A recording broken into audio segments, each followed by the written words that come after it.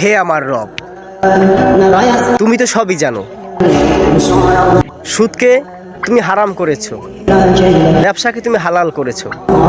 তারপরেও কিছু গরিব মানুষ তোমার সুদকে হারাম জেনেও তারা সুদের সাথে জড়িত হয়ে কিস্তি উঠাইয়া একটা অটোরিকশা কিনেছে ফ্যামিলির মুখে দুইটা ডাল ভাত দেওয়ার জন্য।